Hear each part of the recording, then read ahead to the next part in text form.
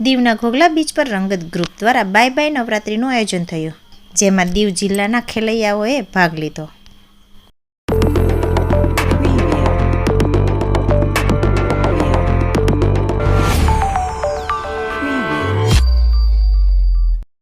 ગરબે ઘૂમવાના રસિયાઓને કોઈ પણ બહાને ગરબે રમવા મળે એટલે પહોંચી જતા હોય છે.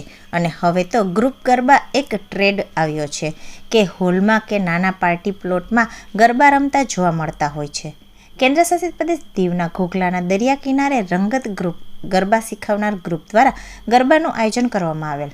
અહીં દરિયાઈ બીચ ઉપર આ ગ્રુપ દ્વારા 2 કલાક માટે બાય બાય નવરાત્રિનું આયોજન કરવામાં આવ્યું હતું. ખેલૈયાઓ નવરાત્રિ પહેલાં વેલકમ નવરાત્રિનું આયોજન કરતા હોય છે, પણ હવે બાય બાય નવરાત્રિનો ટ્રેન્ડ પણ ચાલુ થયો છે. લોકો ચાલુ વરસાદે પણ ગરબે નજરે પડ્યા અને હવે કેન્દ્રશાસિત પ્રદેશ દીવના ઘોઘલા બીચ ઉપર રેતીમાં આ ગ્રુપના નાના મોટા સૌ કોઈ પ્રકૃતિના ખોળે ગરબે ઝૂમ્યા.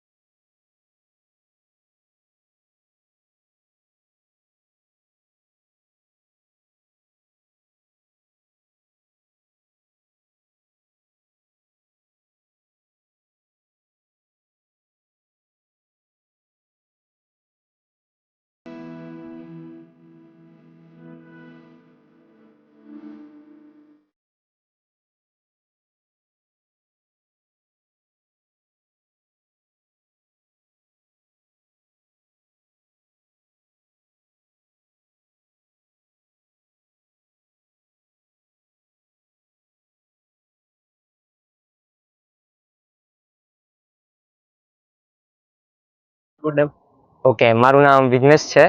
હું દીવનો છું ને અમારે પહેલી વાર આ બ્રાન્ચ ચાલુ કર્યું છે રંગત. આની પાછળનું રીઝન એ હતું કે અહીંયા બધા લોકો રમે છે ગરબા. ઓકે, બધા મોડર્ન તરફ જઈએ છે, જે દોઢિયું છે એની તરફ જઈએ, પણ ટ્રેડિશનલ જે ગરબાની સ્ટાઇલ હતી, જે આપણા પ્રાચીનના લોકો રમતા હતા, આપણું જે ગુજરાતીનું મેઇન કલ્ચર હતું, એ ઓછું થતું જાય છે અને જે ફેશન સ્ટાઇલિંગ છે એ વધતું જાય છે. તો અમારું જે ગુરુ હતા ને, એને એવું કીધું કે તમે તમારા રિજનમાં જાઓ ને એ જે પ્રાચીન વસ્તુ છે ને એને પાછું લઈને આવો. ઓકે, તો જનરલી કેવું હતું કે પહેલાના જમાનામાં માણસો બીચ ઉપર રમતા હતા, ગામડામાં રમતા હતા, તો અહીંયા આવી જમીન હતી. ઓકે, અત્યારે બધા લોકો કેવા મોટા મોટા ગ્રાઉન્ડ કલરફુલ લાઇટિંગમાં વહી ગયા છે, તો ક્યાંય ને ક્યાંય છે ને એ નેચરથી દૂર વહી ગયા છે. ઓકે, તો અમારું મેઇન ટાર્ગેટ એ હતું કે અમે અમારા સ્ટુડન્ટને એક દિવસ જે ગુડ બાય નવરાત્રી હોય, નવરાત્રી પતી જાય પછી અમે લોકો એક નેચરની તરફ લાવીએ, જે સૂરજ આથમતો હોય, મસ્ત ફ્રેશ હવા ચાલતી હોય ને અમારા સ્ટુડન્ટ મસ્ત ખુલ્લા પગે જમીન પર ધૂળમાં રમતા હોય, એવું અમે ચાહતા હતા ને આજે અમે લોકો એ કરી બતાવ્યું. અહીંયા બહુ ઓછા લોકો રમે છે, પણ અમારું એ હતું કે અમારા સ્ટુડન્ટ્સ અહીંયા ભેગા થાય, દીવના, વનકબાડાના અને ઉનાના, આમાં બધે ભેગા થઈ એક કલ્ચર, એક ડાયવર્સિટી શું કે બિલોંગ કરાવીને અમે લોકો આ પરફોર્મ કરાવ્યું. તમારું નામ? મારું નામ પાયલ ધર્મેશ શેઠ. હું દીવમાં રહું છું. અત્યારે અમે છેલ્લા 1.5 મહિનાથી વિઘ્નેશની ટીમ સાથે જોડાયેલા હતા. અમને અત્યાર સુધીમાં મને તો ખાલી 42 સિવાય કંઈ આવડતું જ નહોતું. અમુક જે સ્ટાઇલ છે, ટીમલી, પોપટીઓ, એ બધા શબ્દ પણ મેં પહેલી વાર સાંભળેલા છે. ને જે આટલા 9 દિવસ ગરબા જે રહીમાં અમે ફૂલ એન્જોય સાથે રહીમાં, બધાએ બહુ મજા કરી. અત્યારે જે પ્રાચીન ગરબા આ લોકો લઈ આવ્યા છે, અત્યારે શું છે કે બધા પ્રાચીન ગરબા ભૂલી ગયા છે, માતાજીની ભક્તિ ભૂલી ગયા છે. પણ અત્યારે જે માહોલ ઊભો કર્યો છે એ આટલા નાના નાના બાળકો માટે પણ બહુ મહત્વની વાત છે કે અત્યારે બધા ખાલી કપડાં પહેરી સારા રેડી થઈને રમવા ઈચ્છે છે. એમ નથી સમજતા કે આપણે 9 દિવસ માતાજીની ભક્તિ કરવાની છે. એટલે આપણે જે રંગત ટીમના વિઘ્નેશ સરે આપણને ભક્તિ સાથે જે રમવાની વાત કરી છે એ બધા એ કરી છે. પેલા તો આ લોકોની ટીમને મેઇન હેતુ એ છે કે લોકો જે સ્ટાર્ટિંગ કરી છે ત્યારે માતાજીની સ્તુતિ કોઈ પણ ભગવાનનું નામ દઈને કરી છે. એ બહુ અમને ગમ્યું કે આટલા જે યંગ સ્ટાર છે એ અમને આનાથી જે સ્ટાર્ટ કર્યા છે ગરબા ક્લાસીસ, એટલે એ એક બહુ સારી વસ્તુ હતી. અને આજનો જે દિવસ છે અમે આપણે જે વેલકમ નવરાત્રી કે અમે ગુડ બાય નવરાત્રી કરી, એ પણ એક બહુ નેચર સાથે જે નવરાત્રી અમે આજે ગુડ બાય કરીએ છીએ, પણ અમને લાગતું નથી કે અમે ગુડ બાય કરીએ છીએ, પણ અમે રંગત ટીમ સાથે અત્યારે નવરાત્રીને આવકારીએ છીએ. અત્યારે બધાને માહોલ એવો અત્યારે ઊભો કર્યો છે બધાએ સાથે મળીને. એટલે આવી રીતે અમે બધા સાથે હળી મળીને આખું વર્ષ આવી રીતે એન્જોય કરીએ. એવું કાંઈ નહીં કે નવરાત્રી 9 દિવસ રમવાનું છે. જ્યારે પણ મોકો મળે ત્યારે આપણે રંગત ટીમ સાથે જોડાઈ બધા અંદાજ નવું શીખે. અત્યારે આપણે જે દીવ ઉનામાં રમીએ છીએ, ભવિષ્યમાં નેશનલ લેવલે જાય, ઇન્ટરનેશનલ લેવલે આપણા ગુજરાતની લોકોની બધાને બહુ બોલબાલા છે. તો ત્યાં સુધી પણ આપણું દીવવાળા ઉનાવાળા વણાકબરાનું નામ રોશન થાય ને આપણા સરનું પણ નામ રોશન થાય, બધા ફેમિલીનું પણ નામ રોશન થાય. Okay, thank you. મારું નામ વૈશાલી કનોજિયા છે અને હું ઉના રહું છું.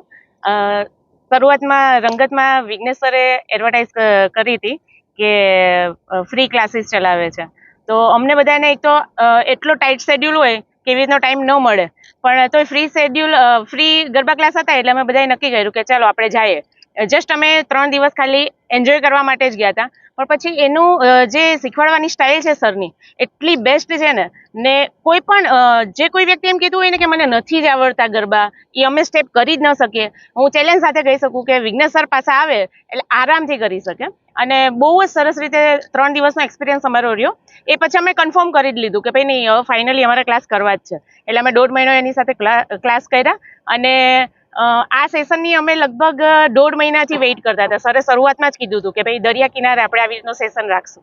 એટલે થોડું ડીલે થતું હતું, પણ ફાઇનલી અમે લોકોએ આજે અહીંયા દરિયા ઉપર એક ગ્રુપ સાથે અને દીવ, ઉના અને વણાકબારા ત્રણેયના બધા જ મેમ્બર્સે ભેગા થઈને અમારી જે મહેનત હતી 1.5 મહિનાની, એ ખરેખર અમને બહુ જ મજા આવી અને આમ ફૂલ્લી એન્જોય કર્યું એમ. મારું નામ મયુરી ભાવેશ છે. હું દીવની રહેવાસી છું. સૌથી પહેલાં તો રંગતના ટીમને, ઇન્સ્ટ્રક્ટર્સને, ટ્રેનર્સને થેન્ક યુ બધાને કે એને અહીંયા ક્લાસીસ કરવાનું સ્ટાર્ટ કર્યું, આટલું મોટું પ્રોત્સાહન કર્યું છે. કારણ કે અહીંયા ક્લાસીસ જ નહોતા એટલે ઘણા બધાને રમવાની તો બહુ ઈચ્છા હોય પણ આવડતું જ ન હોય, તો કઈ રીતે રમવાનું, કઈ રીતે શીખવાનું, એ બધું એમને જે સ્ટાર્ટ કર્યું એ અમને બધાને બહુ જ આનંદ થયો. અને આટલા વર્ષમાં આ બીચ ઉપર ક્યારેય રમ્યા જ નથી. This is for the first time કે અમે લોકો બીચ ઉપર રમ્યા છે. અને ઘણા બધાને હવે પ્રેરણા મળશે. આવતા વર્ષે 108માંથી 1008 સ્ટુડન્ટ્સ થઈ જશે સરને, એવી અમારી બધાની બેલ વિશિસ છે.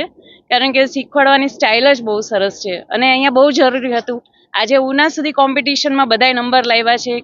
કાલે નેક્સ્ટ ટાઈમ હવે બધાને અમદાવાદ ને સિટીઝમાં જશે, ત્યાં કોમ્પિટિશનમાં નંબર આવશે. એટલું સરસ ટ્રેનિંગ છે.